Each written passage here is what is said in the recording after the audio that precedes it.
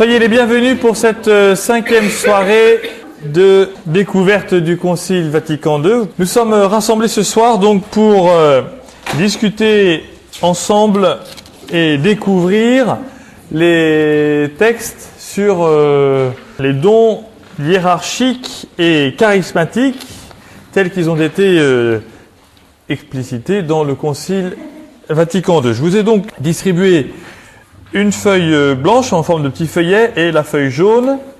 Nous allons commencer par cette feuille jaune qui va nous servir d'introduction à cette soirée et qui est un texte extrêmement récent du pontife romain, donc Benoît XVI, dimanche dernier. Voici ce qu'il a dit et qui correspond donc pleinement au thème de ce soir. Nous allons lire ensemble et découvrir ensemble la profondeur et l'importance de ce thème. Ce matin, dans la basilique Saint-Pierre, ont été proclamés bienheureux les serviteurs de Dieu Charles de Foucauld, prêtre, Maria Pia Mastena, fondatrice des Sœurs de la Sainte Face, Maria Crocifissa Curcio, fondatrice de la Congrégation des Sœurs Carmélites Missionnaires de Sainte Thérèse de l'Enfant Jésus. Il s'ajoute à la longue liste des bienheureux qui, au cours du pontificat de Jean-Paul II, ont été proposés à la vénération des communautés ecclésiales dans lesquelles ils ont vécu, dans la conscience de ce que le Concile œcuménique Vatican a fortement souligné, c'est-à-dire que tous les baptisés sont appelés à la perfection de la vie chrétienne, prêtres, religieux et laïcs, chacun selon son propre charisme et sa vocation spécifique. Voilà, nous avons ici une magnifique résumé de la grâce de l'Église, c'est-à-dire à partir du baptême, nous sommes tous appelés à la perfection de la vie chrétienne. Et voici que Benoît XVI continue sur le thème de ce soir. En effet, le Concile a accordé une grande attention au rôle des fidèles laïcs en leur consacrant un chapitre entier, le 4e, de la Constitution Lumen Gentium sur l'Église, pour définir leur vocation et leur mission, enracinés dans le baptême et la confirmation, et visant à chercher le royaume de Dieu en traitant des choses temporelles et en les ordonnant à Dieu. Le 18 novembre 1965, les pères approuvèrent un décret spécifique sur l'apostolat des laïcs, Apostolicam Actuositatem. Celui-ci souligne avant tout que la fécondité de l'apostolat des laïcs dépend de leur union vitale avec le Christ, c'est-à-dire d'une solide spiritualité nourrie par une participation active à la liturgie et exprimée dans le style des béatitudes évangéliques. En outre, pour les laïcs, la compétence professionnelle, le sens de la famille, le sens civique et les vertus sociales sont d'une grande importance. S'il est vrai qu'ils sont appelés individuellement à rendre leur témoignage personnel, particulièrement précieux là où la liberté de l'Église rencontre des obstacles, le Concile insiste toutefois sur l'importance de l'apostolat organisé, nécessaire pour influencer la mentalité générale, les conditions sociales et les institutions. À ce propos, les pères ont encouragé les multiples associations de laïcs en insistant également sur leur formation à l'apostolat. C'est au thème de la vocation et de la mission des laïcs que le bien-aimé pape Jean-Paul II a voulu consacrer l'Assemblée du Synode de 1987, au terme de laquelle a été publiée l'exhortation apostolique Christi Fideles Laici. Alors, reprenons un petit peu ce paragraphe. C'est le titre de l'exhortation de 1987. Reprenons un petit peu ce paragraphe qui est dense. Mais nous savons que Benoît XVI a un discours dense. En peu de lignes, tous les mots sont importants.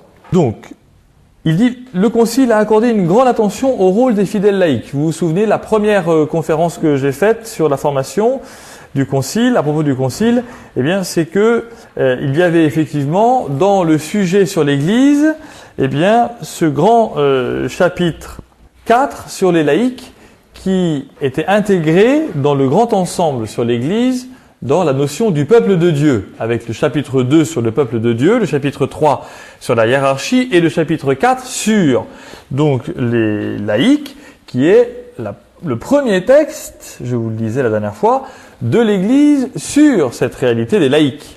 C'est la première fois que l'Église s'exprime en matière théologique, réfléchie, fondamentale sur le rôle et la mission des laïcs. Donc, effectivement, c'est une grande attention et c'est important que Benoît XVI le rappelle.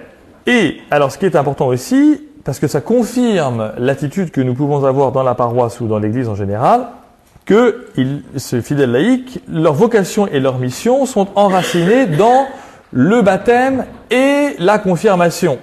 Nous sommes en train, c'est une grâce, de redécouvrir l'importance de la confirmation, c'est-à-dire de cette partie intégrale ou plénière des sacrements de l'initiation chrétienne, baptême, Eucharistie, confirmation. Donc là, c'est un bon appui pour nous, qui vise à chercher le royaume de Dieu, etc.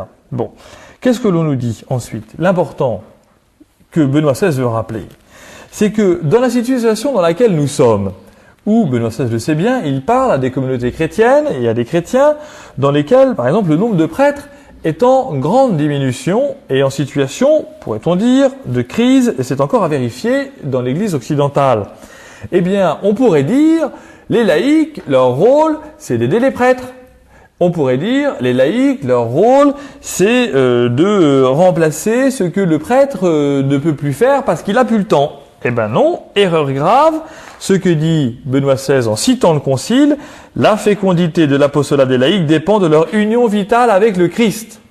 L'enjeu, c'est de vivre comme le Christ nous le demande. L'enjeu, c'est de vivre comme le Christ nous l'insuffle en chacun d'entre nous depuis le jour de notre baptême. Ça paraît quand même assez fondamental. Il y a une fécondité dans l'apostolat des laïcs, c'est-à-dire dans la manière dont ils vivent leur vie chrétienne, qui vient de l'union vitale avec le Christ. Et là, il continue, une solide spiritualité. Il n'est plus permis aujourd'hui, en étant chrétien, d'être un chrétien à moitié, et donc il est essentiel. Nous avons, les curés ce matin ont rencontré aujourd'hui le Monseigneur Descubes, et Monseigneur Descubes disait qu'il était absolument essentiel que chacun des chrétiens dans le diocèse de Rouen puisse rendre compte en des mots clairs, en des expressions claires, de l'espérance chrétienne qui est en lui. Parmi les missions que l'archevêque nous a données, c'est de dire, permettez à vos chrétiens de vos paroisses de dire pourquoi ils croient et en quoi ils croient. Et pourquoi c'est important pour eux de croire. Voyez, est-ce que chacun d'entre nous, nous sommes capables, dans la seconde où on nous le demande, sur le trottoir, comme ça, au boulot, dans la boulangerie, à la pharmacie ou même dans la paroisse, de dire « Et toi, en quoi tu crois ?» Est-ce qu'on peut répondre avec « Tu vas aller voir le curé, ça ira mieux ?» Lui, il te répondra bien. Voilà, non, pas du tout. Donc, chacun d'entre nous, c'est Saint Pierre qui dit ça, soyez prêts à rendre compte de l'espérance qui est en vous. Donc, solide spiritualité, nourrie par la participation active à la liturgie, c'est-à-dire vous n'êtes pas des moutons passifs à la messe, voilà. Donc, il faut être actif à la liturgie et exprimer dans le style des béatitudes évangéliques. C'est donc, voilà, heureux les doux, heureux les simples, heureux les artisans de paix, etc. Vous connaissez tous quasiment par cœur le chapitre 5 de l'évangile de Saint Matthieu. Et puis, c'est là que l'on peut alors entrer effectivement dans le rôle des laïcs dans le monde et dans l'Église. On va y revenir dans le texte du Concile. C'est important de souligner que Benoît XVI manifeste en premier la compétence professionnelle, ensuite le sens de la famille, le sens civique, les vertus sociales. Voilà. Donc là, vous avez quatre points sur cette compétence professionnelle, la famille, les droits civiques et les vertus sociales. Voilà. Ensuite, Benoît XVI reprend le sens de la vie personnelle, spirituelle et de la vie communautaire à travers l'expression de l'apostolat organisé. Alors, vous savez peut-être qu'au moment du Concile Vatican II, l'apostolat organisé majeur dans la vie de l'Église, c'était l'action catholique, sous ses différentes formes, ouvrières pour l'enfance, pour les femmes, pour les hommes, etc. Donc aujourd'hui, on voit que cette période de l'histoire semble décliner, et donc on ne veut pas spécifiquement nommer ici l'action catholique, tout comme ça n'est pas fait d'ailleurs dans le Concile, même si c'était cela qui était visé. Mais donc ici, on voit l'apostolat organisé, Et à quoi sert-il cet apostolat? C'est ça qui est important. Nécessaire pour influencer la mentalité générale. Hein. C'est-à-dire que la manière dont les laïcs parviennent ensemble à faire valoir les valeurs évangéliques influence la société. Hein, et même la mentalité. Voilà.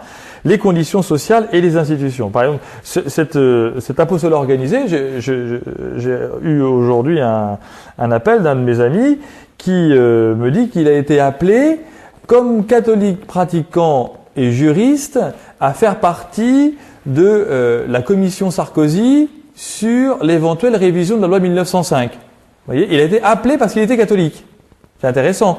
Et lui, il a dit, mais attendez, moi comme catholique, il me dit ça tout à l'heure au téléphone, comme catholique, je ne peux pas faire tout seul une influence dans une commission juridique, etc. Permettez-moi d'inviter 5 ou 6 autres personnes qui vont avec moi pouvoir travailler et donner une influence dans des sous-commissions, etc. Et lui, là, on lui a dit, d'accord, ok, on vous fait confiance, on vous appelle, et ben voilà. Vous voyez? Donc c'est intéressant, ça montre qu'il faut avoir toujours cette petite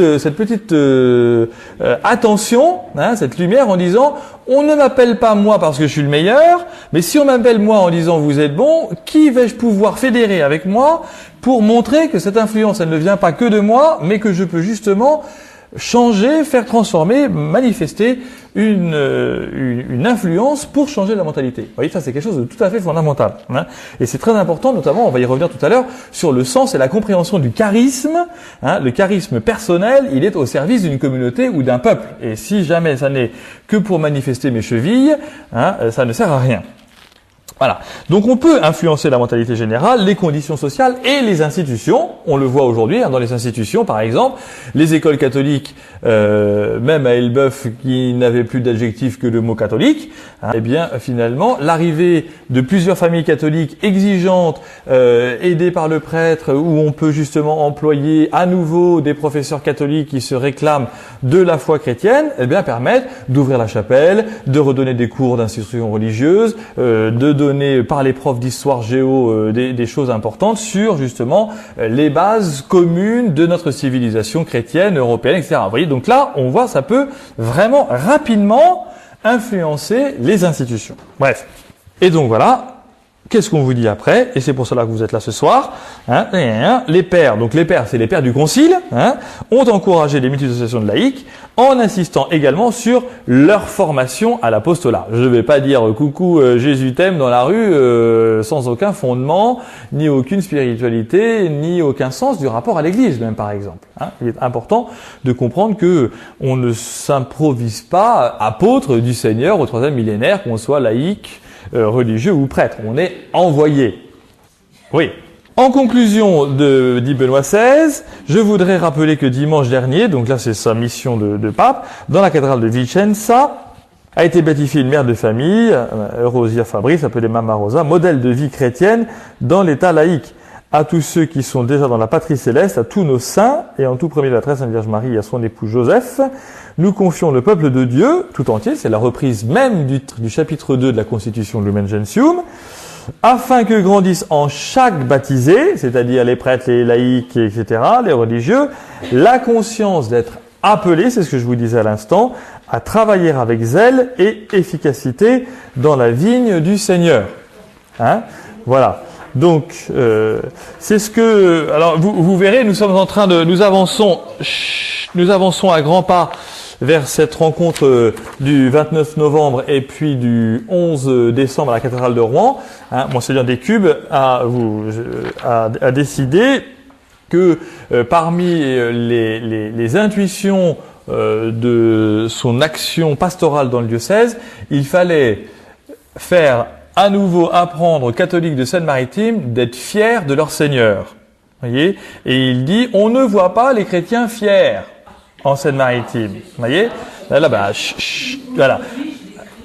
C'est bien. Voilà. Donc, on voit, ça commence à bouger, hein, mais l'archevêque dit, ça manque de visibilité, ça manque de cette communication qui montre qu'on est fier de notre Seigneur. Voilà. Donc, bon, ce sera à nous de montrer le contraire. Voilà donc pour l'intervention de Benoît XVI dimanche dernier. Vous voyez, donc ça a 3 jours, 4 jours, hein, et c'est important que nous puissions intégrer cela. Je l'ai mis en exergue Est-ce qu'il reste encore des feuilles là pour le... Et là au milieu ici, le sacerdoce, reprenons la feuille. C'est la première fois au Concile Vatican II que le magistère a développé le thème du laïcat. Depuis, de nombreux autres textes ont été publiés, confirmant cette théologie fondée sur le baptême. Et j'aurais pu marquer « et la confirmation » d'ailleurs. Vous trouvez ici des textes de la Constitution dogmatique sur l'Église, Lumen Gentium, donc nous allons y revenir, et du décret sur l'apostolat des laïcs, Apostolicam Actuositatem. Je vous rappelle donc que ces termes latins sont les titres officiels qui ont été donnés à ces documents, et qui sont, comme vous le savez, à chaque fois les deux premiers mots du texte latin. Voilà, comme ça, on n'a pas besoin de chercher un titre. Donc LG Lumen Gentium, AA Apostolicam Actuositatem. Allons-y. Lumen Gentium 9. À toute époque, à la vérité et en toute nation, Dieu a tenu pour agréable quiconque le craint et pratique la justice. Cependant, il a plu à Dieu que les hommes ne reçoivent pas la sanctification et le salut pareillement, hors de tout lien mutuel. Il a voulu, au contraire, en faire un peuple qui le connaîtrait selon la vérité et le servirait dans la sainteté. C'est pourquoi il s'est choisi le peuple d'Israël pour être son peuple avec qui il a fait alliance et qu'il a progressivement instruit, se manifestant lui-même et son dessein dans l'histoire de ce peuple et se le consacrant. Tout cela cependant n'était que pour préparer et figurer l'alliance nouvelle et parfaite qui serait conclue dans le Christ et la révélation plus totale qui serait apportée par le Verbe de Dieu lui-même fait chair. Alors là, on a véritablement un texte théologique, un texte dogmatique, très complexe, mais que j'ai voulu vous citer pour que nous comprenions bien que Dieu, avant le Christ, a semé, et Dieu a préparé les cœurs, et il a préparé tous les cœurs, tout comme il les prépare encore, et c'est très clairement expliqué, dans le fait que Dieu tient pour agréable quiconque le craint et pratique la justice, c'est la deuxième ligne. Nous voyons aujourd'hui constamment des gens qui effectivement semblent avoir une relation à Dieu sans aucune relation organique. Ils ne sont pas chrétiens, ils ne sont même pas musulmans, même pas juifs, ils appartiennent à aucune religion et cependant leur vie est effectivement aussi une vie spirituelle, et donc cette vie spirituelle, fait qu'ils craignent Dieu, ça veut dire qu'ils le vénèrent, ça veut dire qu'ils reconnaissent sa présence, et ils pratiquent la justice, et donc ils font ce qui est droit, ce qui est juste et bon. Donc ça c'est la première chose importante pour nous, comment dans nos rencontres avec ceux et celles qui nous disent qu'ils sont croyants mais pas pratiquants, comment est-ce que nous avons cette sensibilité pour leur permettre de comprendre que ils ont encore des choses à parcourir, ils ont encore des étapes à parcourir, et que parcourir cette étape, c'est se reconnaître membre d'un peuple. Cependant, il a plu à Dieu, donc, que les hommes ne reçoivent pas le salut, la sanctification et le salut, hors de tout lien mutuel. Nous ne sommes pas les mouglis dans la jungle. D'accord ? Il a voulu au contraire en faire un peuple. Donc Dieu nous permet, effectivement, il nous rassemble pour faire alliance avec nous. C'est pas nous qui faisons alliance avec Dieu. C'est pas parce qu'on l'a découvert qu'on fait alliance. C'est Dieu qui fait alliance avec nous. Et vous voyez que le Concile le veut vraiment manifester ainsi, en disant, qui est le sujet premier? C'est Dieu. Il s'est choisi, il a fait alliance, il l'instruit, il se manifeste, il se le consacre. Le sujet, c'est Dieu. Voilà. Donc, celui qui vient à nous, c'est Dieu. C'est pas nous qui allons à Dieu en disant, voilà, bonjour, j'ai trouvé ton annonce et donc j'arrive. Pas du tout. Ok? C'est lui qui fait alliance. Voilà. Et donc, ces mots sont importants parce que ils sont aussi, même pour nous, une forme de programme. Comment le peuple chrétien aujourd'hui comprend qu'il est choisi par Dieu, que Dieu fait alliance avec lui? Comment comprenons-nous que Dieu nous instruit, qu'il se manifeste à nous? Voilà, est-ce que nous avons les preuves de la manifestation de Dieu dans notre Église aujourd'hui? Bon, c'est quand même une grosse question. Et comment vivons-nous la consécration du peuple de Dieu à Dieu? Alors on voit bien aujourd'hui dans la messe il y a la consécration eucharistique, où le prêtre qui célèbre au nom du Christ tête, sanctifie le pain et le vin qui sont amenés par le peuple, hein, mais comment finalement le peuple tout entier se comprend-il comme consacré au Seigneur?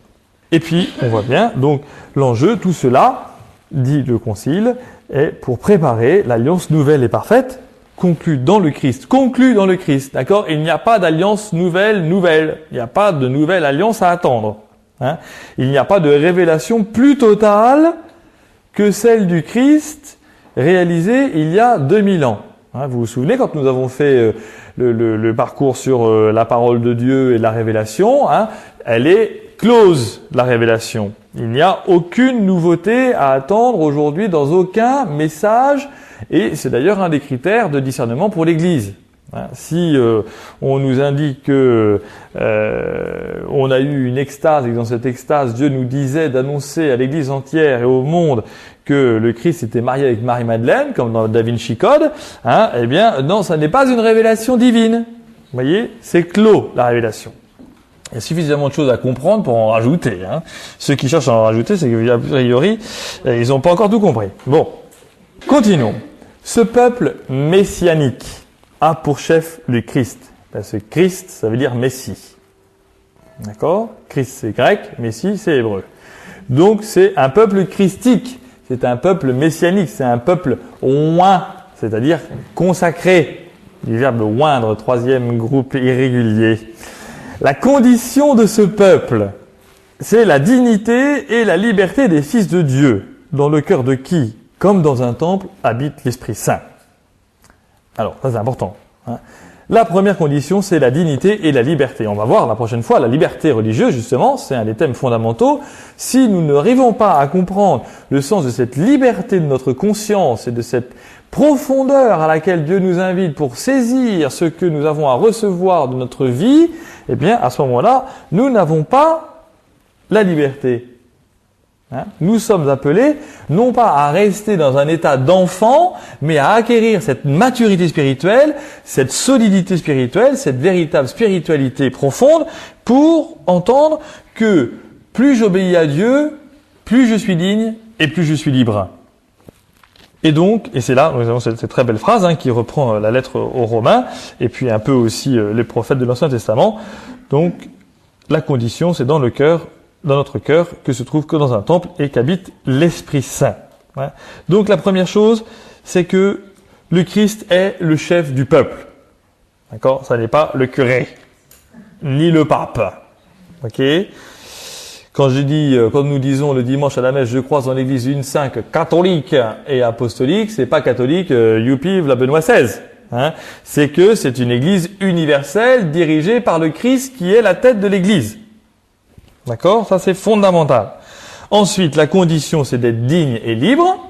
Voilà. Donc c'est pas les moutons, hein. C'est pas les esclaves de l'Église. Ensuite, ce peuple, il a une loi, une seule.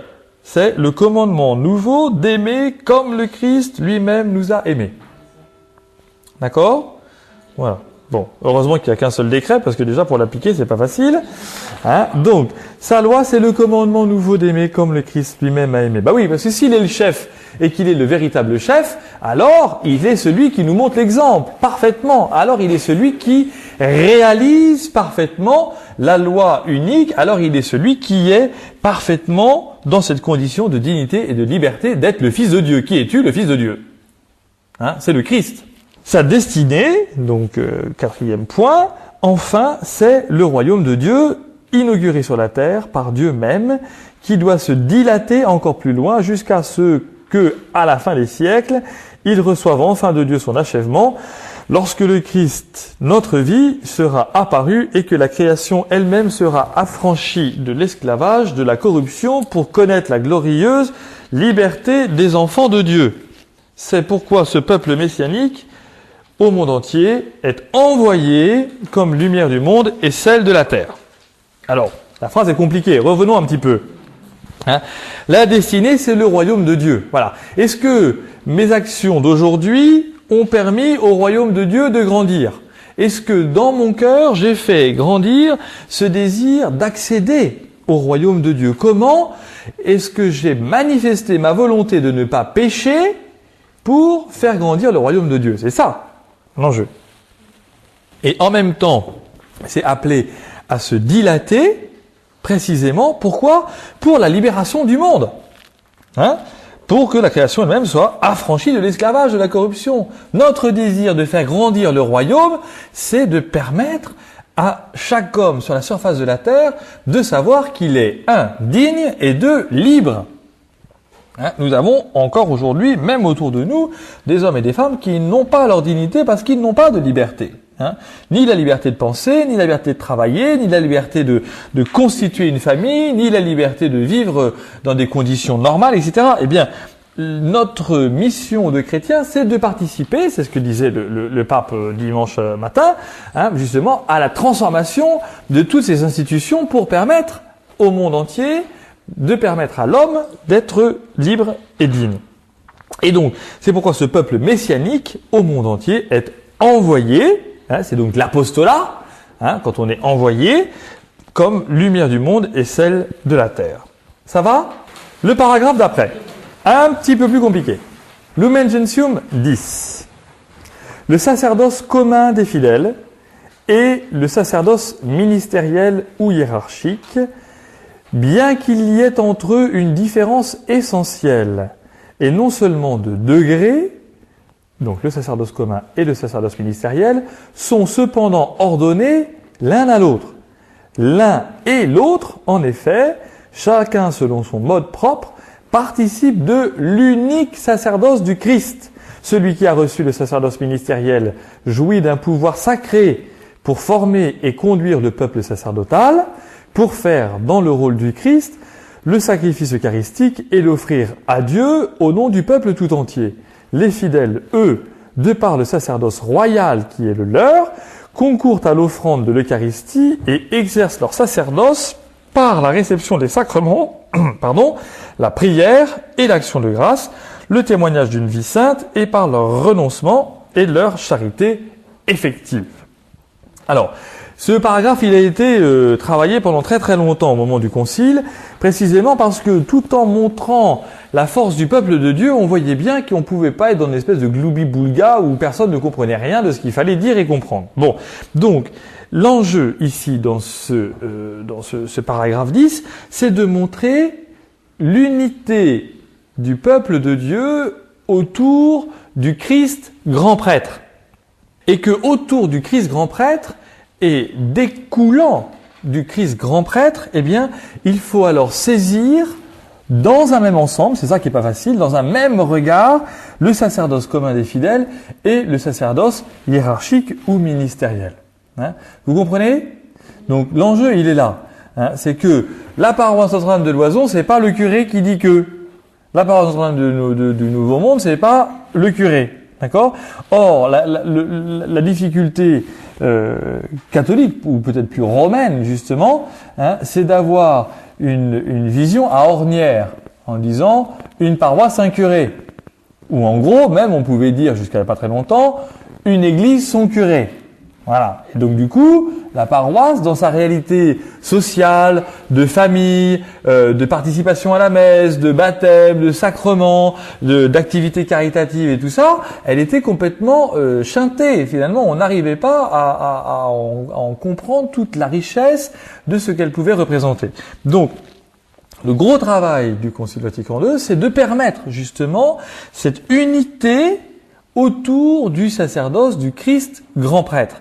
Et de là, tout découle, parce que de là découle notre dignité, comme disait le paragraphe 9. Alors, donc qu'est-ce qu'on nous dit? Il y a, entre le sacerdoce commun des fidèles et le sacerdoce ministériel, une différence essentielle, c'est-à-dire que nous savons bien, vous tous, que l'ordination sacerdotale imprime dans l'homme qui le reçoit un caractère nouveau, qui est donc le caractère du sacerdoce ministériel, qui donc imprime ce qu'on appelle un changement ontologique, c'est-à-dire que mon essence d'homme n'a pas été changée, mais elle a été, par la grâce du sacrement, a été ajoutée cette dimension sacramentelle du sacerdoce, qui fait que rien ne pourra me l'enlever. De la même manière que le baptême d'ailleurs. Et l'acte, d'ailleurs, qui fait cette consécration, ou le signe sacramentel qui fait cette consécration du baptême et de l'ordre, c'est le Saint-Crème. Merci Anne. D'accord? Nous utilisons, pour l'ordination des prêtres et le baptême des petits-enfants ou des adultes, la même huile, qui est le Saint-Crème, qui est précisément ce signe visible, odorant de la consécration à Dieu par le baptême ou par l'ordination sacerdotale. Donc, il y a effectivement même des gestes dans la liturgie qui sont communs. Donc, il y a une différence essentielle et non seulement de degré. C'est-à-dire qu'on n'est pas simplement, vous voyez, l'Église en disant ça veut dire on n'est pas au ras des carpettes en étant simplement baptisé, et on ne monte pas sur la marche en étant prêtre. C'est pas ça la question. La question, c'est pas ici d'une question de degré. C'est beaucoup plus fort que ça. C'est beaucoup plus important de comprendre que il n'y a pas un au-dessus et l'autre en dessous, ou les uns en dessous et les autres au-dessus. C'est de pouvoir comprendre qu'il y a une différence essentielle qui nous permet, quand nous l'avons bien saisi, de comprendre et entendre la grâce de l'Église qui est d'être ordonnée au Christ grand prêtre. Parce que l'un est ordonné à l'autre. Il ne peut pas y avoir de laïc sans prêtre, il ne peut pas y avoir de prêtre sans laïc. D'accord? Parce que moi, avant d'être prêtre, j'étais laïc. Ok? Voilà. On ne naît pas prêtre. Bon. Donc, on est ordonné l'un à l'autre. Et qui fait les laïcs? C'est le prêtre quand il baptise. Ok? On ordonne au peuple de Dieu. Vous voyez? Le prêtre ou le diacre. Bon. Donc, on voit bien ce que ça veut dire. Bon. L'un et l'autre, donc ensemble, en effet, chacun selon son mode propre, participe de l'unique sacerdoce du Christ. C'est-à-dire que la vision de l'Église et ce que nous avons à comprendre les uns les autres et les uns avec les autres, c'est précisément que l'œuvre du Christ aujourd'hui au troisième millénaire, elle ne passe pas que par le prêtre. De la même manière que, on pourrait dire, elle ne passe pas que par les laïcs. Précisément quand il y a moins de prêtres ou quand il n'y a plus de prêtres. Attention, ça ne peut pas être sans l'un sans l'autre. Celui qui a reçu le sacerdoce ministériel jouit d'un pouvoir sacré pour former et conduire, et là regardez, c'est très fort, le peuple sacerdotal. Justement, tous les mots sont liés. Le fait qu'on remette cet adjectif sacerdotal autour du peuple, c'est bien pour faire entendre que tout cela est lié et que donc même le pouvoir sacré que j'ai reçu comme prêtre, il est pour former et conduire le peuple sacerdotal, c'est-à-dire le peuple de ceux qui sont déjà prêtres. C'est pas moi qui vous fais devenir prêtre. C'est donc que vous, prêtres, avec moi, prêtres, cependant prêtres d'une manière différente selon l'essence et non pas selon le degré, nous avons une mission commune. Et Melchisédek, c'est un prêtre de l'Ancien Testament qui justement offre un sacrifice que Abraham vient lui offrir et puis qui après disparaît. Mais Melchisédek, le Christ, est prêtre selon l'ordre du roi Melchisédek, précisément parce qu'il n'a pas d'origine ni de famille. Et donc finalement, cette lignée de Melchisédek, elle est unique comme la lignée du Christ grand prêtre. Il n'y a pas d'autre grand prêtre que le Christ et Melchisédek dans l'Ancien Testament, dès le début de l'histoire de la révélation avec Abraham, manifeste en figure ou figure ce que le Christ sera en réalité. Donc, nous avons ensemble cette mission. Pour faire, dans le rôle du Christ, donc ça c'est pour le prêtre, le sacerdoce ministériel, et donc il offre le sacrifice eucharistique et il l'offre à Dieu au nom du peuple tout entier. Même quand je célèbre rarement, grâce à Dieu, la messe tout seul, je la célèbre pas pour moi, tout seul. Je la célèbre pour le peuple tout entier.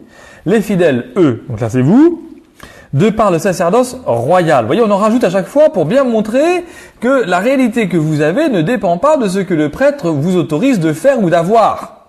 Donc vous avez un sacerdoce royal. Et moi aussi d'ailleurs, parce que c'est par le baptême et que ça n'est pas effacé par sacerdoce.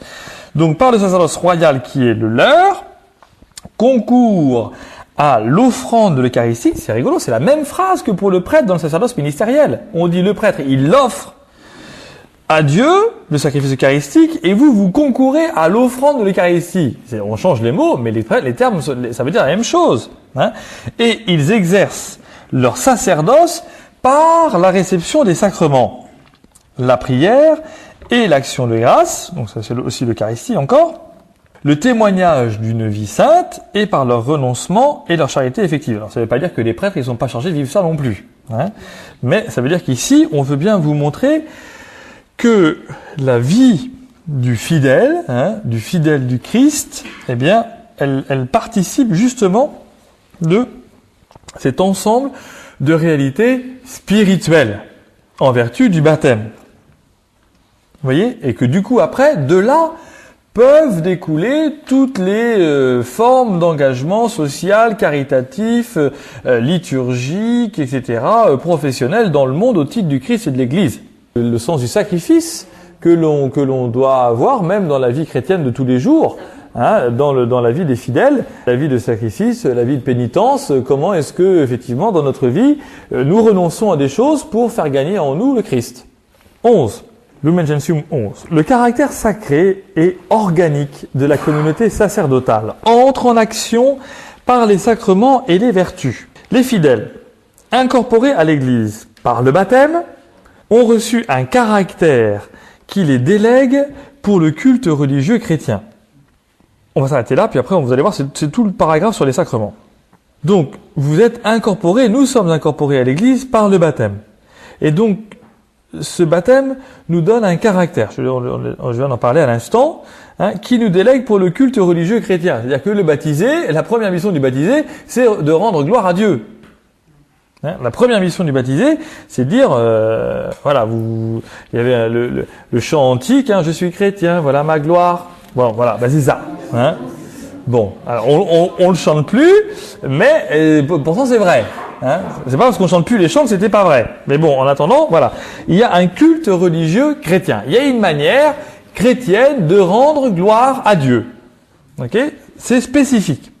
Ensuite, par le sacrement de confirmation, leur lien avec l'Église est rendu plus parfait. Ils sont enrichis d'une force spéciale de l'Esprit Saint et obligés ainsi plus strictement tout à la fois à répandre et à défendre la foi par la parole et par l'action en vrais témoins du Christ. Vous voyez ce que ça donne, la confirmation. Hein, c'est puissant. Alors moi, quand j'entends des paroissiens me dire « Oh, non, je suis pas confirmé, mais c'est pas très grave. Hein, non, effectivement, et s'ils ont peur de faire ce qui est demandé par le Concile, bon, ça va changer leur vie. Hein. Mais alors, vous voyez, il y a ici un petit lien, vous voyez peut-être pas forcément, le lien avec l'Église est rendu plus parfait. Ici, on est un peu gêné quand même en disant ça, parce que pourquoi est-ce qu'au baptême on reçoit pas tout déjà? Hein, c'est la grosse question théologique et sacramentelle, notamment avec les orthodoxes, qui donnent le sacrement de la confirmation en même temps que le baptême et en même temps que l'Eucharistie aux petits-enfants. Hein. Donc ici, on nous dit, il est rendu plus parfait, on ne dit pas comment, mais il est rendu plus parfait parce qu'effectivement, on peut penser que l'engagement du chrétien qui reçoit la confirmation correspond à une réflexion profonde, et il a avancé, il a une vie spirituelle, etc., patati patata, et donc, effectivement, il est perfectionné par le sacrement qu'il reçoit parce que tous les sacrements sont efficaces en eux-mêmes et par eux-mêmes, et que même si le chrétien n'est pas complètement apte à comprendre tout ce qu'il reçoit, ce sacrement va quand même agir. Bref. Donc, ils sont enrichis d'une force spéciale, là c'est pareil, on ne nous dit pas laquelle, hein, la force spéciale de l'Esprit Saint. Bah oui, on peut pas dire laquelle, puisqu'au baptême on a déjà tout reçu. Hein, bon. Mais en fait, on nous dit qu'il y a quand même cette force spéciale. Bon, et ils sont, alors là c'est important, obligés ainsi plus strictement tout à la fois à répondre et à défendre la foi par la parole et par l'action en vrai témoin du Christ. Donc, il y a une obligation dans le sacrement. Hein, c'est-à-dire que c'est un devoir impérieux quand Pierre nous dit « Soyez prêts à rendre compte de l'espérance qui est en vous hein, ». Et bien voilà, quand le Christ nous dit « Ressuscitez, allez évangéliser, témoigner et enseigner », c'est un ordre. Hein. Donc il y a une question d'obligation dans le baptême. Vous voyez hein, il y a ce sens de l'engagement. On n'est pas chrétien à moitié. Et c'est probablement une des forces de notre Église aujourd'hui, hein, c'est que les catholiques ou les chrétiens pratiquants, ils sont pas à moitié. Hein. Moi aujourd'hui, à ceux qui me disent régulièrement quand on voit les chrétiens qu'il y a dans votre église, je préfère être pas chrétien plutôt que d'agir comme eux. Je dis bah attendez, alors là, excusez-moi du peu, mais vous les connaissez pas. Pour dire ça, non mais c'est vrai, vous les connaissez pas. Bah oui. Il faut arrêter. C'était peut-être vrai il y a 50 ans, ça l'est plus aujourd'hui. Aujourd'hui, les chrétiens sont engagés, hein, et ils manifestent, pas parfaitement toujours, mais ils parviennent, grâce à une force spéciale, hein, de l'Esprit Saint, voilà, à effectivement, ils comprennent l'obligation. Ah bah oui, ça nous dépasse, hein. Ah oui, tout à fait. D'accord? Alors, donc, ça veut dire que on comprend, et c'est sûrement une des grâces de l'Église, on comprend aujourd'hui ce sens de l'obligation. Hein? Ding dong, à répandre, tring, à répandre et à défendre. Hein? Pour répandre, il faut assurer ses arrières. On ne fait pas une ligne Maginot avec la foi chrétienne. Hein? Donc on répand la foi chrétienne et à chaque fois qu'on avance, eh bien pas après pas, on essaye en même temps de défendre la foi chrétienne. Ça sert à rien de baptiser au lance-flammes des centaines de millions de non-baptisés si c'est pour derrière avoir une apostasie de la foi chrétienne, c'est-à-dire une non-efficacité du baptême. Hein, donc il est important aujourd'hui que, en baptisant, on puisse, et c'est aujourd'hui une des grandes questions du baptême des petits enfants. Hein, voilà. Comment est-ce qu'on fait pour répandre l'Évangile? On n'est pas là pour calculer 1 milliard 1, 1 milliard 2, 1 milliard 3, mais on est là pour se dire s'il y a un chrétien et que celui-là il est clair dans sa foi et qu'il peut la défendre et alors il peut la répandre, c'est bon. S'il y en a 25 000 et que finalement sur ces 25 000 ils sont incapables de dire pourquoi ils sont chrétiens, ça ne sert pas à rien, parce que l'œuvre du Christ nous dépasse, mais fondamentalement, il peut y avoir du gaspillage, hein, et surtout, on peut les mettre dans une situation spirituelle grave. Hein, c'est-à-dire qu'ils devront rendre compte à Dieu de leur baptême, hein, et ils diront, c'est quoi mon baptême, hein, c'est l'eau qu'on m'avait donnée sur la tête. Bah, ça sert à rien. Si on n'a pas conscience qu'il n'est pas fautif, qui est fautif alors? Le prêtre qui a accepté de baptiser? Bah oui, le prêtre qui a accepté de baptiser. Que doit-on répondre à un chrétien qui vous dit, mais moi ça m'est arrivé forcément ce matin. On m'a dit, mais moi je vais pas l'église comme toi, mais je crois. Il fait partie du Lumen Gentium 9, hein. Il craint le Seigneur et il pratique la justice. Eh bien, c'est à vous de l'éclairer par votre vie tellement exemplaire que forcément il aura envie de comprendre le cœur de votre vie. Voilà. Ah, c'est pas évident. Non, mais ça c'est pas un Club Med, hein, notre affaire. Donc, répandre et défendre la foi par la parole et par l'action. Hein, c'est pas que du blabla. En vrai, témoin du Christ. Témoin, qui peut me dire l'autre mot pour dire témoin? Qu'est-ce que ça veut dire? Martyr. Je l'ai déjà vu la dernière fois. J'ai pas 40 000 idées et l'Église non plus. Hein. Donc, en vrai témoin du Christ, ça veut dire en vrai martyr. Le texte grec, il veut dire ça. Hein. Donc, ça veut dire que est-ce qu'on est capable de souffrir pour le nom du Christ? Est-ce qu'on est capable de verser notre sang pour le nom du Christ? Voilà, c'est beaucoup moins drôle. Voilà. Hein. Avançons. Ah oui, avançons beaucoup. Participant au sacrifice eucharistique, source et sommet de toute la vie chrétienne, ils, les fidèles, offrent à Dieu la victime divine et s'offrent eux-mêmes avec elle. Bon, là, on a déjà vu un peu dans le Lumen Gentium 10, le paragraphe du dessus, hein, il y a effectivement cette vie eucharistique qui fait que vous vous offrez avec le prêtre et nous offrons avec le prêtre. Hein, ce qui permet à l'Église de dire qu'il n'y a pas que le prêtre qui célèbre la messe. Hein, je serais heureux parfois d'entendre les chrétiens me dire « Père, je viens célébrer la messe avec vous ». Ah mais c'est super important. C'est super important. Vous célébrez. Hein, vous n'êtes pas un peuple de moutons. Vous n'êtes pas là pour dire « Amen ». Simplement, ok? Et même le « Amen », il est une participation active. Il dit votre célébration. Hein? Donc c'est fondamental. Comment? Ah, vous venez chanter, vous venez donner la paix du Christ, vous venez recevoir la communion, vous écoutez la parole, vous proclamez la foi catholique, etc., etc. Vous dites la prière universelle, vous vous déplacez, vous faites des activités caritatives dans la semaine. Bref, célébrons ensemble. D'accord? Voilà. Ceux qui s'approchent du sacrement de pénitence, ils reçoivent de la miséricorde de Dieu le pardon de l'offense qu'ils lui ont faite, et du même coup sont réconciliés avec l'Église que leur péché a blessé et qui, par la charité, l'exemple et prières, travaillent à leur conversion. J'aurais envie de dire no comment, hein, mais on voit bien ce que ça représente. Hein, on voit bien ce que ça représente. Et finalement, eh ben, le fait de ne plus recevoir ce sacrement de pénitence, eh bien, offense Dieu et blesse l'Église. Ça blesse l'Église. Finalement, on est un peuple de méga pécheurs, on n'a pas envie de te pardonner. Voilà, ok. Donc, et alors en plus, on n'est pas revenu dans notre espérance, bien sûr. Et du coup, la charité, l'exemple, les prières, eh bien, sont affectées dans leur force. Hein, Et donc, heureusement qu'on continue d'être un peu charitable, mais voilà. C'est à croire que l'Église nous dit que moins on se confesse, moins on est charitable. Forcément. Puisqu'en fait, on n'affine plus en nous le désir du bien. Le désir de répondre à l'appel de Dieu. Alors, du coup, voilà, ça va pas. Bref. Heureusement que c'est bientôt l'Avent, hein. Puis l'Avent c'est avant le carême. Bon. Alors, par l'onction sacrée des malades et la prière des prêtres, c'est l'Église tout entière qui recommande les malades au Seigneur, souffrants et glorifiés, pour qu'il les soulage et les sauve. Alors, j'ai rajouté en gras et la prière des prêtres. Hein, parce qu'il y a eu toute une question qui a été posée il n'y a pas encore très longtemps, mais l'Église a répondu de manière assez claire, à savoir est-ce que des aumôniers ou des personnes laïques dans les hôpitaux visitant les malades pourraient ne pas donner l'onction des malades, puisque souvent ils sont au contact de ces malades, ils voient la proximité. Et là, l'Église a donné très clairement la réponse il n'y a pas très longtemps, par une petite note, en disant non, nous ne sommes pas autorisés à faire cette démarche de donner le sacrement des malades célébré par des laïcs, même missionnés, parce que dans la lettre de Saint Jacques, d'où vient la racine de ce sacrement de l'onction des malades, eh bien, Jacques dit, quand un frère est malade, faites-lui une onction et allez chercher le prêtre. D'accord ? Donc, on n'est pas autorisé à dire un jour, sœur Arthurine, elle pourra donner le sacrement des malades, ou Marionnette, elle pourra donner le sacrement des malades. C'est pas la question. Hein ?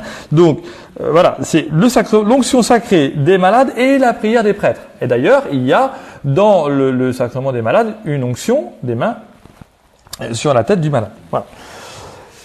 Tac, tac, tac. Quant à ceux parmi les fidèles qui reçoivent l'honneur de l'ordre sacré, c'est pour être, par la parole et la grâce de Dieu, les pasteurs de l'Église, qu'ils sont institués au nom du Christ.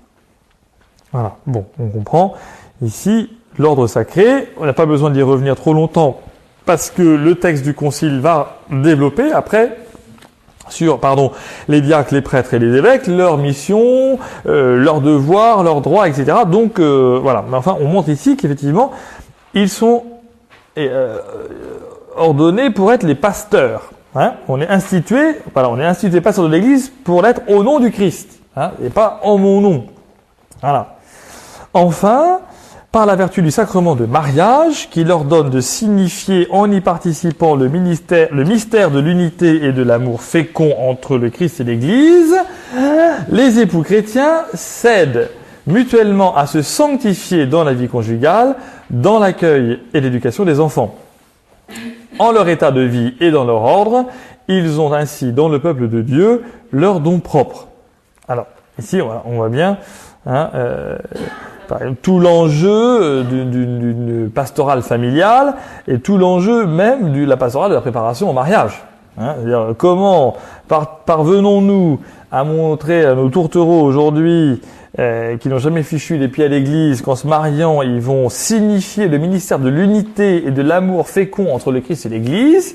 Hein, si déjà on n'a pas de chewing-gum dans la bouche du marié ou de la mariée, c'est pas mal. Bon, alors, voilà. Donc, les époux chrétiens, alors après, première mission, hein, les époux chrétiens s'aident mutuellement à se sanctifier dans la vie conjugale. Est-ce que mon conjoint m'aide à être saint ? Voilà. Probablement par la patience, l'amour de la belle-mère, enfin il y a beaucoup de choses qui finalement dans le premier degré sont directement accessibles. Hein. Ensuite dans l'accueil et l'éducation des enfants. Voilà, donc vous savez qu'aujourd'hui, un couple qui désire se marier à l'église et qui dit nous ne voulons pas d'enfants, nous ne pouvons pas les marier. Hein, le mariage, nous ne pouvons pas les marier. Hein. Donc voilà. Eh ben ça peut arriver, oui, ça arrive. Ça peut arriver. Voilà. Donc bon. C'est une réelle difficulté. Alors en leur état de vie et dans leur ordre, ils ont ainsi dans le peuple de Dieu leur don propre. Alors ça c'est important cette petite phrase. Hein, en leur état de vie et dans leur ordre, ils ont ainsi dans le mystère de Dieu leur don propre. Ça veut dire qu'il y a un ordre propre de la famille. Hein, il y a un ordre propre qui est lié au mariage et au sacrement du mariage. Voilà, donc ça c'est important de bien le comprendre et de bien l'entendre. Et d'ailleurs, c'est la raison pour laquelle dans la paroisse, il y a ces messes animées par les couples, ces messes des jeunes couples, etc. Justement pour montrer qu'ils sont pas une activité d'apostolat particulier, mais qu'ils sont un ordre propre dans l'Église. Et que cet ordre propre, il a sa fonction, ses droits, ses devoirs, et que du coup, leur état de vie manifeste au monde entier, et à l'Église en particulier, eh bien, cette fécondité entre les Christ et l'Église. Voilà. Pourvu de moyens salutaires d'une telle abondance et d'une telle grandeur, tous ceux qui croient au Christ, quelles que soient leurs conditions et leur état de vie, sont appelés par Dieu, chacun dans sa route, à une sainteté dont la perfection est celle même du Père. C'est pas du Père de la touche, d'accord ? C'est le Père éternel. Donc, alors, ici c'est important, cette petite phrase. Pourquoi cette petite phrase, est-ce qu'on l'a mise là ? Parce que de qui ne parle-t-on pas ? Des célibataires, des veufs et des veuves, et des religieux. Ce paragraphe 11, en décrivant la vie sacramentelle liée au baptême, la vie des fidèles par la vie des sacrements, n'évoque pas un certain nombre de situations particulières. Donc c'est volontaire que ici on nous dise voilà, il y a des moyens salutaires d'une abondance telle par la vie sacramentelle de prière caritative, etc., que tous sont appelés justement à cette sainteté dont la perfection celle et même du Père. Ça vient du livre de l'Exode, où Dieu dit « Soyez saints comme je suis saint ». D'accord ? Arrivons à un autre document, AA 21, Apostolicam Actuositatem. Donc là, c'est vraiment le texte spécifique sur les laïcs et sur donc la mission des laïcs, sur ces sacerdoces communs, sur ces fonctions charismatiques et hiérarchiques. L'Église n'est pas fondée vraiment, elle ne vit pas pleinement, elle n'est pas le signe parfait du Christ parmi les hommes, si un laïcat authentique n'existe pas et ne travaille pas avec la hiérarchie. L'Évangile ne peut s'enfoncer profondément dans les esprits, dans la vie, dans le travail d'un peuple, sans la présence active des laïcs. Par conséquent, faut-il dans la fondation d'une Église déjà apporter une très grande attention à constituer un laïcat chrétien qui atteigne sa maturité. Alors, c'est intéressant de voir, c'est rare que l'Église fasse un texte où par 3 formules négatives introductives, elle dit ce que nous ne sommes pas. Elle n'est pas fondée, elle ne vit pas, elle n'est pas le signe. Vraiment, pleinement, parfait, si le laïcat authentique n'existe pas et ne travaille pas avec la hiérarchie. Donc, là, c'est important de comprendre que c'est complètement réciproque, cette affaire. C'est-à-dire que la hiérarchie est du coup appelée à vraiment, pleinement et parfaitement vivre et travailler et exister avec le laïcat authentique. C'est aussi la même chose, bien sûr. Donc, ça n'est pas que dans un sens. Et donc, ce laïcat authentique, il est précisément celui qui est formé, celui qui a cette spiritualité, celui qui a, comme dit le dernier mot, sa maturité. Donc l'enjeu, encore une fois, c'est de pouvoir parvenir à cette maturité du peuple de Dieu. Comment travaillons-nous les uns et les autres, et pas simplement les prêtres en faveur des fidèles laïcs, à atteindre cette maturité. La maturité, c'est dans la compétence professionnelle, l'engagement dans l'Église, la charité, les associations caritatives, la participation active à la liturgie, etc., etc. Donc, l'Évangile ne peut s'enfoncer profondément dans les esprits, dans la vie, dans le travail d'un peuple, sans la présence active des laïcs.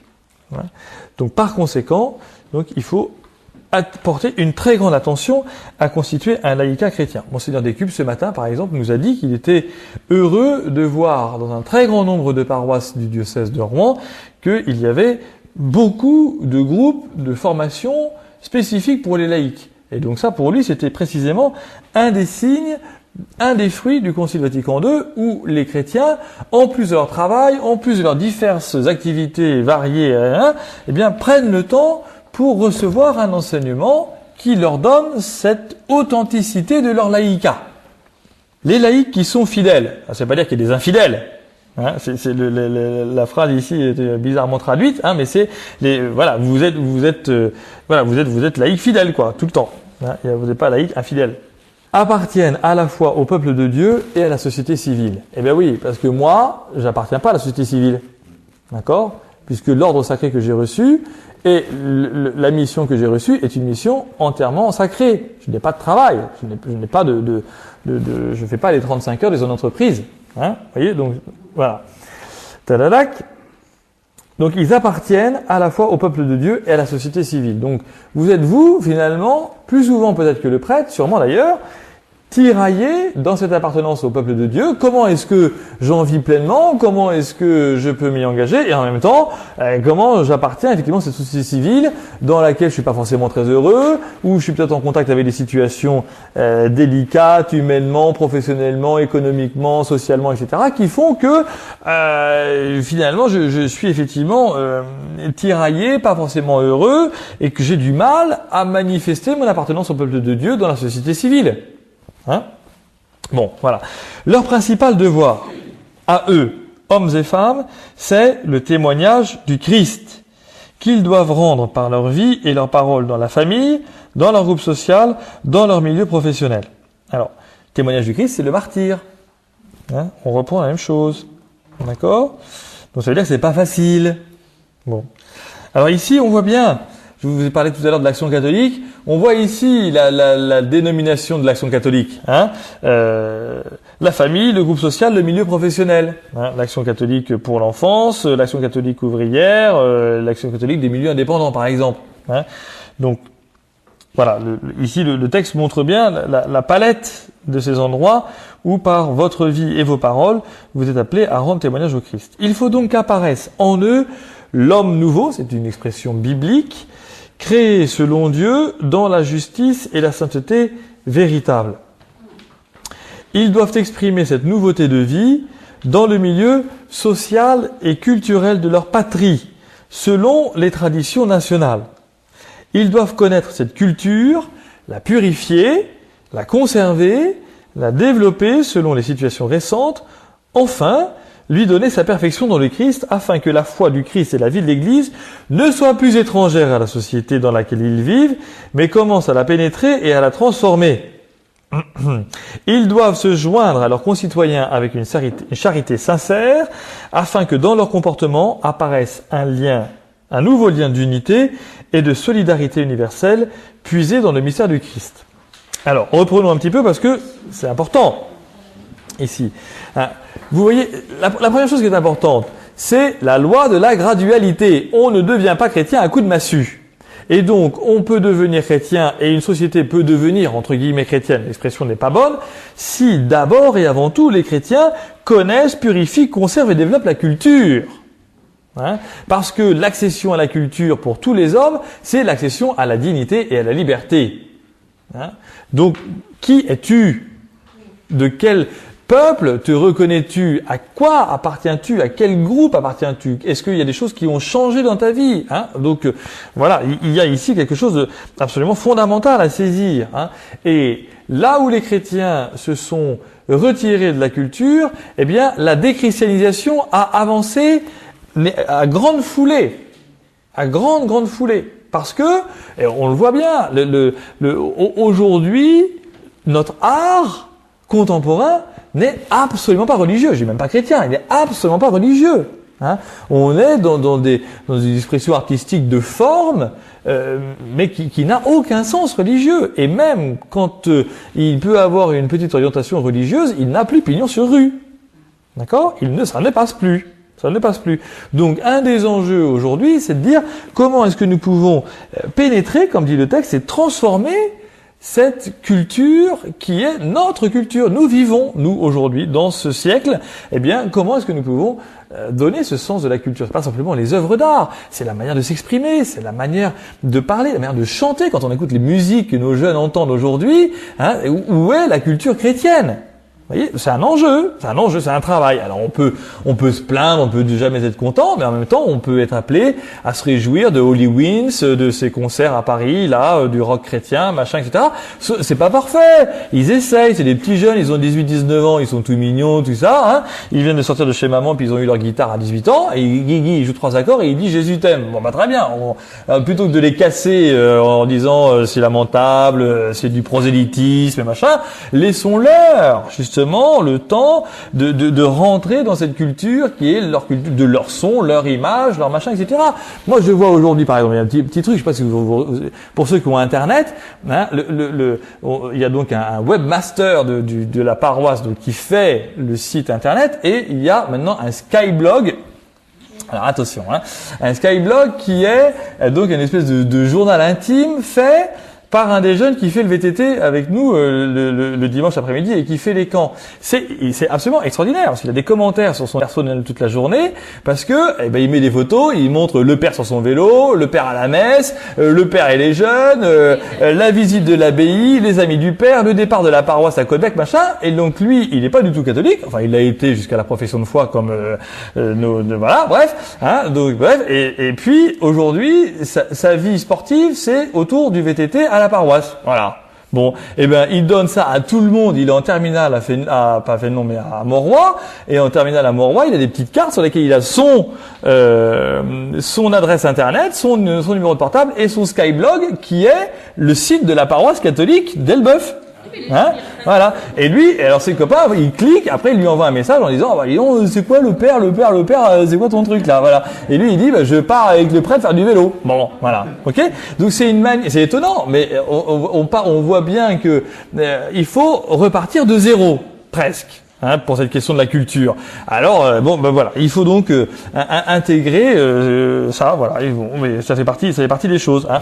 Monseigneur Descubes, encore une fois, ce matin, nous disait que parmi les choses qu'il a mises en place, c'est de nommer un prêtre responsable des questions culturelles dans le diocèse. Il n'y avait pas de pôle culturel dans le diocèse de Rouen depuis plusieurs années. Et donc lui, il dit, on manque de prêtres, on manque de structures, on manque de machin, mais l'enjeu de la culture, il est fondamental. Donc, je mets en place un prêtre qui aura moins de temps dans une paroisse pour développer la question de la culture. Vous voyez? Bon, voilà. Ok? Donc, effectivement, il faut, avancer pour transformer cette société, mais, encore une fois, connaissons-la, purifions-la, conservons-la. Pour purifier la culture, encore une fois, il y a 3 semaines, on était en Toscane, on rencontre un prêtre missionnaire en Afrique du Sud qui est au cœur d'une société tribale qui pratique encore les sacrifices humains. Bon, à certaines époques de l'année, pour des questions particulières, voilà, comment est-ce que lui, comme prêtre, avec les quelques chrétiens qui sont avec lui, comment va-t-il, dans les années à venir, faire en sorte que le sacrifice humain soit non seulement interdit, mais qu'en plus qu'il devienne un tabou, et qu'ensuite il soit évangélisé, c'est-à-dire que l'on puisse dire, non, au nom de Dieu, tu ne tueras pas ton frère, même si c'est pour obtenir de l'or ou des diamants qui sont dans la terre, parce que le gars que tu vas jeter dans la terre sera mangé par les grands serpents, et qui va donner de l'or. Hein, vous voyez le truc? Bon, voilà. Donc, comment est-ce que on peut faire ça? On sait très bien que le baptême de Clovis en 396 a permis la transformation d'un certain nombre de choses de la société gauloise, qui était d'une barbarie absolue, et que au nom du Christ, on a osé dire non, nous n'avons pas le droit de faire ça. Vous voyez, on attend aujourd'hui des hommes et des femmes courageux, par exemple, pour dire, c'est un petit exemple, de dire arrêtons le monopole du Téléthon comme seul moyen de donner de l'argent pour les finances sur des questions éthiques aussi graves. Les chrétiens n'ont peut-être pas le droit de participer au Téléthon. Hein, est-ce qu'on a des hommes et des femmes suffisamment compétents en la matière aujourd'hui pour dire ces choses-là? C'est pas facile à dire. Et on est chacun un peu engagé dans ces choses-là, ces peluches et machin et tout ça, on va bien. Mais est-ce que fondamentalement, dans le Téléthon, on peut aujourd'hui encore dire je vais donner 100 € pour faire exploser le milliard d'euros qui va être donné dans le week-end, mais sachant que mes 100 € ils vont peut-être partir pour le développement de la myosynthèse, dont on sait très bien qu'elle participe d'un eugénisme, c'est-à-dire de la destruction systématique des embryons qui peuvent manifester une déformation dans le sein de leur mère. Il faut absolument que les chrétiens travaillent sur ces choses-là. Ah oui.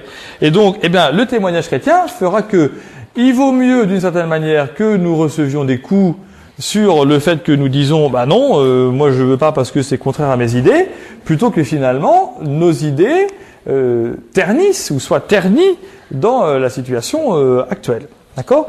Parce que, en même temps, tout cela doit être animé d'une charité sincère. D'accord? Il y a cette charité sincère. En même temps, nous ne sommes pas là pour nous bagarrer.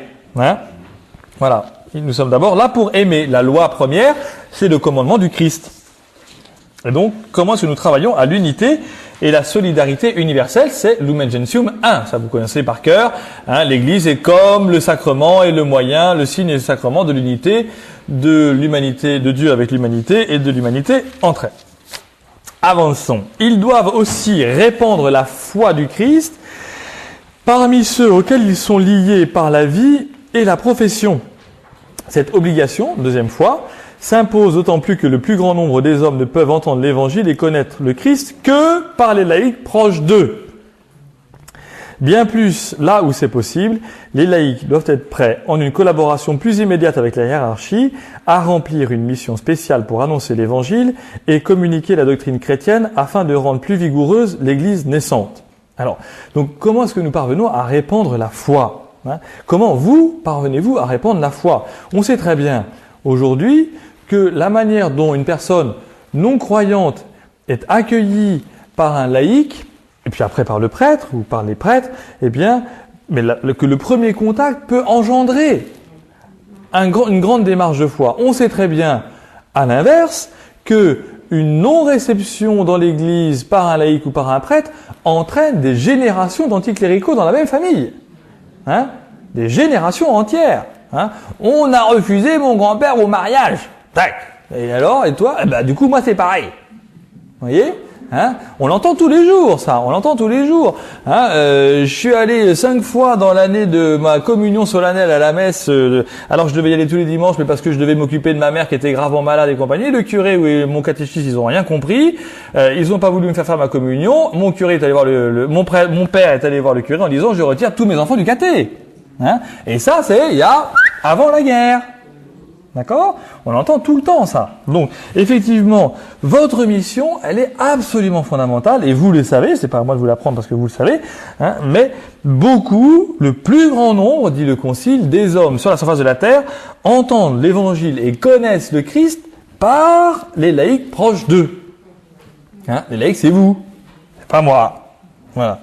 Donc, à partir de là, on comprend qu'effectivement, certains d'entre vous sont appelés à une collaboration plus immédiate avec la hiérarchie, à remplir donc cette mission spéciale pour annoncer l'évangile et communiquer la doctrine chrétienne. Voilà.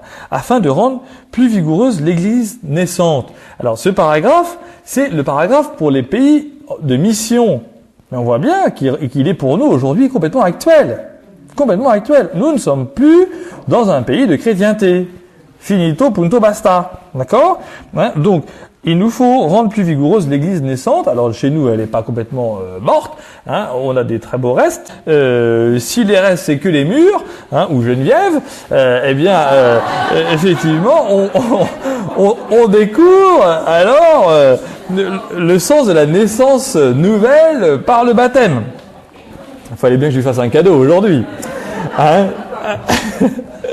Numéro 31. C'est pour terminer. Les diverses formes d'apostolat nécessitent une formation particulièrement adaptée. Ici, 3 points.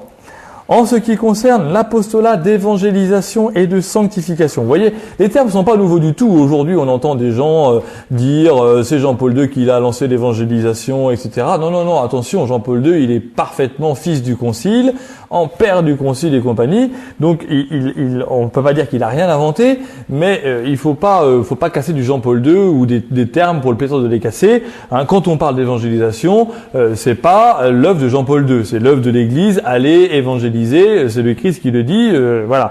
Donc, attention, ici, à bien comprendre de quoi nous recevons. Les laïcs doivent être spécialement préparés à engager le dialogue avec les autres. Le dialogue, vous vous souvenez la dernière fois, hein, on l'avait déjà dit dans la question du thème de la semaine dernière, dont je me souviens plus déjà.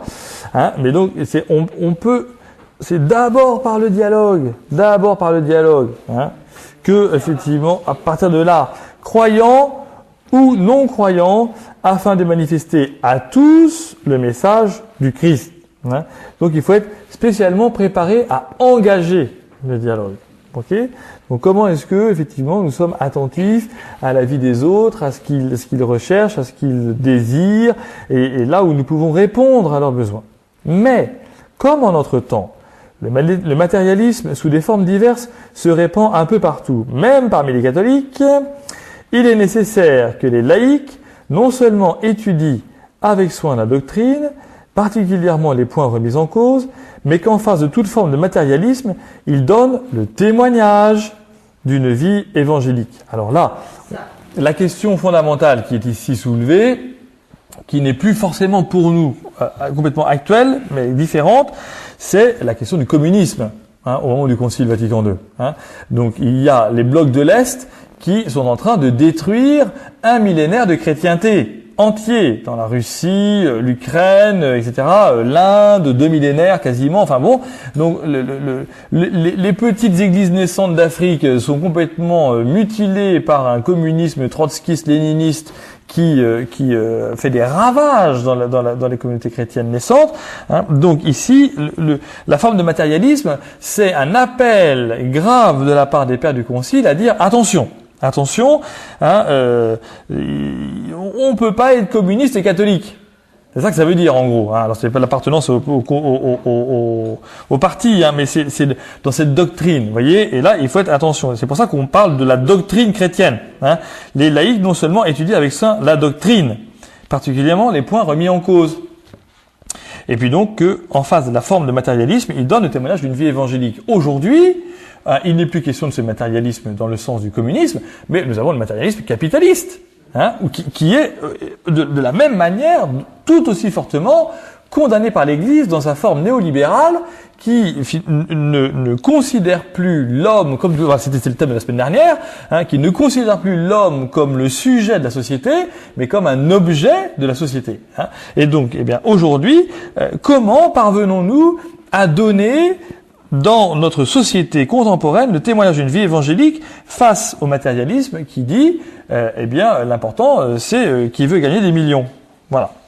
En ce qui concerne en ce qui concerne la transformation chrétienne de l'ordre temporel, les laïcs doivent être instruits de la véritable signification et de la valeur des biens temporels considérés tant en eux-mêmes que dans leur rapport avec toutes les fins de la personne humaine. Ils doivent être entraînés à bien user les choses et acquérir l'expérience de l'organisation des institutions en restant attentifs au bien commun, suivant les principes de la doctrine morale et sociale de l'Église. Là, il y a du boulot. Bon, alors on voit bien. Il y a une transformation chrétienne de l'ordre temporel. Voilà. L'ordre temporel, c'est notre temps aujourd'hui, notre signification, voilà, notre siècle. Est-ce que le Christ transforme le siècle ?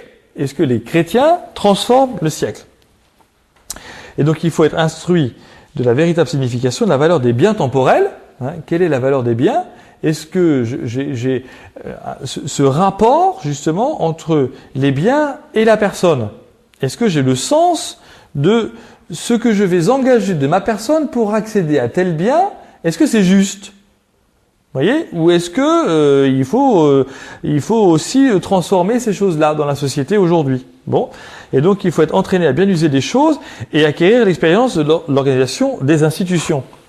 C'est nécessaire aujourd'hui. Par exemple, prenons l'exemple justement des jeunes. Le centre aéré Ta Foi, les sorties de VTT, les différentes activités que l'on pouvait avoir au niveau de l'aumônerie avec les jeunes.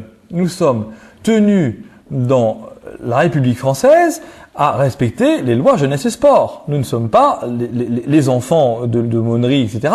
sont les enfants du siècle. Ils dépendent des institutions, et c'est pareil pour les écoles, c'est pareil pour ou les autres associations. Mais l'Église, plus qu'une autre, Marie-Claude avec le scoutisme on sait quelque chose, eh bien l'Église plus qu'une autre est appelée à justement comprendre et saisir justement ces organisations, ces institutions, les lois qui les gouvernent, pour que nous puissions continuer un apostolat, notamment auprès des jeunes, qui soit conforme à ce que l'État requiert, tout en gardant la liberté de nos institutions.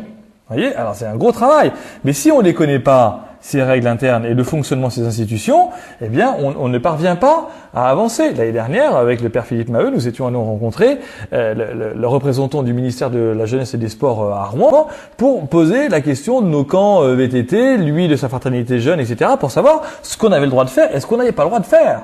Hein, parce que du jour au lendemain, un parent qui se retourne contre nous parce que son fils il s'est cassé le bras sur un VTT, celui qui est en tôle, c'est nous. Hein, systématiquement.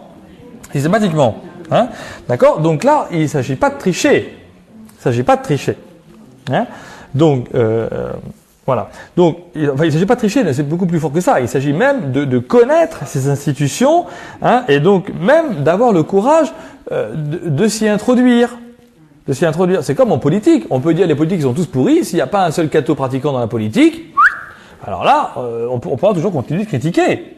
Hein, bon, pour moi, il y en a qui s'engagent en politique. Bon, ils sont peut-être pourris, mais et comment est-ce qu'on va faire? Voilà.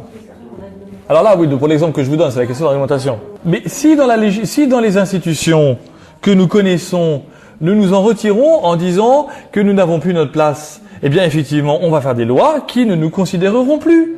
Or, si le ministère de la Jeunesse et des Sports, par exemple, ne considère plus les 100 000 enfants en France qui sont catéchisés, ça veut dire que la législation pour ces enfants, enfin la législation générale pour les enfants en France de 8 à 15 ans, eh bien un jour ils pourront dire, je sais pas quoi, en dehors de l'école, il est interdit aux enfants de se déplacer à plus de 10 sur les routes. Par exemple. Voyez, sans un BAFA, un BAFD, enfin on ne sait pas, voyez. Donc il faut infiltrer dans le sens fort du terme ces institutions, qu'elles soient à niveau local, de la politique, qui sont les catholiques pratiquants, conseillers municipaux de l'agglomération d'Elbeuf. Voyez l'enjeu, hein, qui sont les membres des associations culturelles catholiques, qui sont les catholiques dans les associations culturelles de l'agglomération d'Elbeuf. Qui sont les catholiques des associations sociales de l'agglomération d'Elbeuf? Où et quand pouvons-nous donner notre point de vue clair et net d'un témoignage chrétien en disant « Je suis là parce que, en tant que baptisé, je pense que j'ai ma place dans la société ». Vous voyez? C'est ça le rôle des laïcs. Hein, et donc, ce rôle, il est fondamental, il n'est pas facile, et il sera d'autant moins facile aujourd'hui qu'on l'a perdu. Hein, et que y revenir, Tintin. Bon, enfin, Tintin courage, quoi. Hein, voilà. Et donc, effectivement, en restant attentif, nous dit le Concile, au bien commun, suivant les principes de la doctrine morale et sociale de l'Église. Ben oui, mais bien sûr, c'est évident que ça n'est pas ici un chrétien seul qui va permettre la transformation de la société. Hein. Et donc, c'est en étant ensemble, justement, dans un groupe constitué, pas forcément comme on a pu l'entendre il y a 40 ans ou il y a 30 ans dans, par exemple, le groupe des chrétiens démocrates. C'est pas forcément ça que l'Église dit. Il n'y a pas forcément la nécessité de constituer un parti politique chrétien, mais que, à travers les valeurs qui nous habitent, nous puissions, dans les partis politiques ou dans les associations ou dans les municipalités qui reconnaissent les valeurs auxquelles nous appartenons, eh bien, que nous pouvons justement nous engager et montrer, manifester la pertinence du message chrétien pour la transformation de la société. Le Concile ici ne donne pas de règles spécifiques parce que il sait bien que chacun des laïcs dans la situation dans laquelle il est, hein, et vous allez avoir des chrétiens qui pourront donner un témoignage dans leur milieu professionnel et qui en seront interdits dans leur famille. Hein, et à l'inverse, des chrétiens qui dans leur famille parviendront à évangéliser leur famille, à faire la transformation de leur famille de l'intérieur sur plusieurs générations, tandis que jamais personne dans leur boulot ne saura qu'ils sont chrétiens. Vous voyez, il y en a d'autres qui, dans leur comportement, dans leur écriture, dans leur peinture, dans leur je sais pas quoi, eh bien, pourront manifester tout cela. Vous voyez, donc il n'y a pas de règle absolue, il n'y a pas de définition unique du mode d'être chrétien, laïque, fidèle du Christ, parce que chacun, en vertu de votre baptême et de la confirmation qui fait que vous avez cette grâce spéciale, cette force spéciale de l'Esprit Saint, vous allez trouver, et vous trouvez chacun pour vous, il est 10 heures, eh bien, le sens de votre engagement dans l'Église et dans le monde. Comme les œuvres de charité et de miséricorde présentent un excellent témoignage de vie chrétienne, la formation apostolique doit aussi inviter à les accomplir, en sorte que dès leur enfance, les disciples du Christ apprennent à partager les souffrances de leurs frères et à pourvoir avec générosité à leurs besoins. Hein, donc là, on voit bien, eh bien, la charité du Christ nous presse, dit saint Paul. Voilà, nous ne devons jamais perdre de vue que le témoignage premier qui sera donné, souvent, sera justement de cette main tendue. L'évangile que nous allons entendre dimanche, l'évangile du Christ roi, hein, le Christ roi de l'univers, c'est celui qui dit, celui à qui vous l'avez fait, enfin ce que vous avez fait au plus petit d'entre les miens, c'est à moi que vous l'avez fait. Et c'est ainsi que le Christ est roi de l'univers. Et c'est ainsi que du coup, nous exerçons la royauté de notre sacerdoce en vertu du baptême que nous avons reçu. C'est ainsi que justement, jour après jour, vous pouvez, par votre témoignage, par votre vie de prière, par l'approfondissement de votre vie spirituelle, eh bien, manifester au monde que la charité du Christ vous habite au point de donner votre vie pour vos frères, qu'ils soient croyants ou non. Merci pour votre attention.